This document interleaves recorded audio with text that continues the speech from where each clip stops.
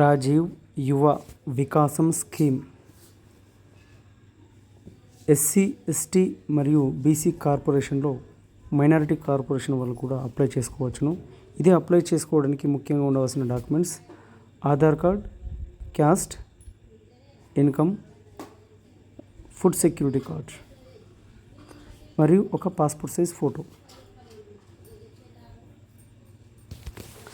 ఇప్పుడు మనం ఒకటి ట్రై చేద్దాం. ఇది అప్లై చేసే ముందు ఖచ్చితంగా ఈ అప్లికేషన్ ఫామ్ డౌన్లోడ్ చేసుకోవాలి.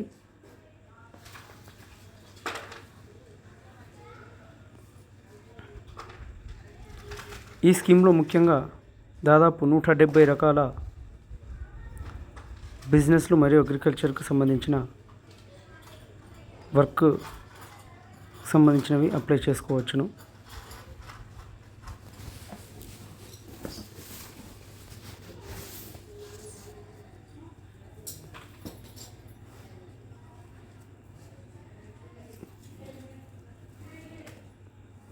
కార్పొరేషన్ వైజ్ స్కీములు కూడా దీనిలో క్లియర్గా మెన్షన్ చేయడం జరిగింది.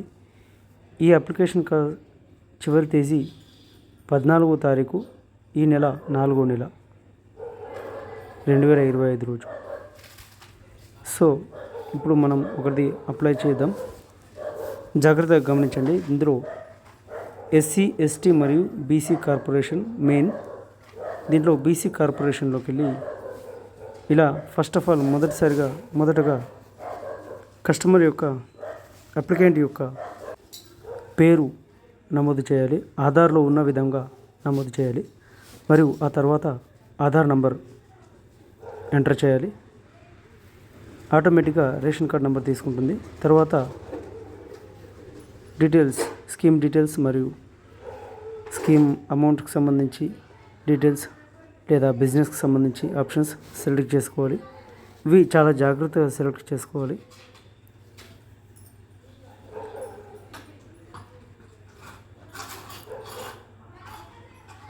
మీరు చేసే పనిని లేదా ఆప్షన్స్ని సెలెక్ట్ చేసుకున్న తర్వాత ఇక్కడ ఉదాహరణకి ఒక జనరల్ స్టోర్ అని ఒక అప్లికెంట్కి సెలెక్ట్ చేస్తున్నాను.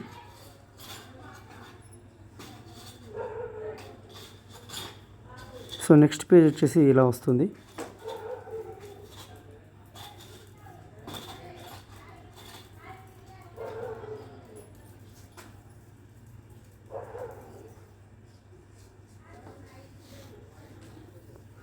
ఇందులో జిల్లా, అప్లికెంట్ యొక్క జిల్లా మరియు అప్లికెంట్ యొక్క మండలం సెలెక్ట్ చేసుకోవాలి. మరియు అప్లికెంట్ యొక్క విలేజ్ కూడా సెలెక్ట్ చేసుకోవాలి.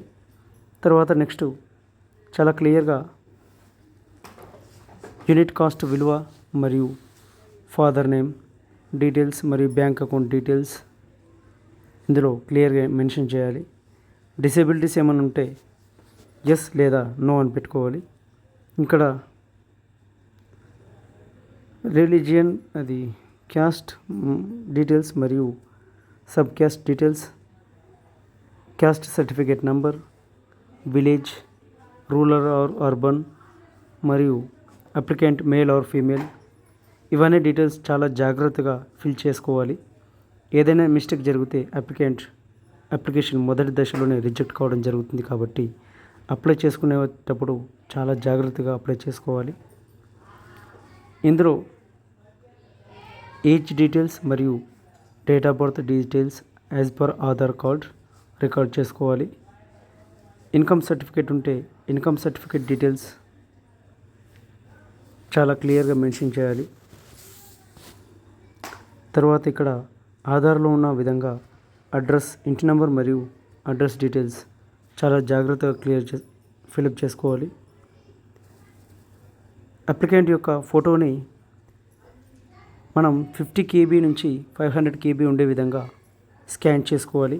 ఇది ముందుగానే స్కాన్ చేసి పెట్టుకోవాలి. ఎందుకంటే అప్లై చేసేటప్పుడు స్కాన్ చేస్తే టైం పడుతుంది. కాబట్టి ఒకసారి అప్లికేషన్ ఫెయిల్ కావచ్చు, మళ్ళీ మొదటి నుంచి ఫిలప్ చేయాల్సి ఉంటుంది. కాబట్టి ముందుగానే స్కాన్ చేసుకోవాలి.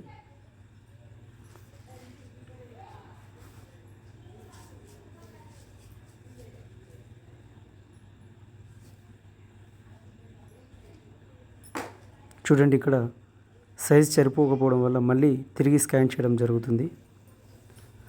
సో ఇదండి, ఇలా అప్లికేషన్ ఫస్ట్ మొదటగా డౌన్లోడ్ చేసుకొని దాన్ని ప్రింట్ తీసుకొని జాగ్రత్తగా ఫిలప్ చేసుకోవాలి. మొదటిసారిగా ఎట్లాంటి మిస్టేక్ లేకుండా ఫిలప్ చేసుకొని దీన్ని క్లియర్గా చదువుకొని ఇదే అప్లికేషన్ ఫిలప్ చేసిన విధంగా ఆన్లైన్లో కూడా డీటెయిల్స్ ఫిల్ చేయాల్సి ఉంటుందండి. ఇవన్నీ అప్లికెంట్స్ యొక్క బిజినెస్ మరియు agriculture inputs, business inputs, raw materials, స్కీమ్కి సంబంధించిన అన్ని రకాల పనులు ఇందులో క్లియర్గా మెన్షన్ చేయడం జరిగింది. ఒక రేషన్ కార్డు నుంచి ఒకరు మాత్రమే అప్లై చేసుకోవచ్చు. ఇక్కడ ఫోటో సెలెక్ట్ చేసుకున్న తర్వాత ఆప్షన్స్ డిక్లరేషన్, సెల్ఫ్ డిక్లరేషన్ కూడా ఇవ్వాలి. తర్వాత సబ్మిట్ చేయాలి.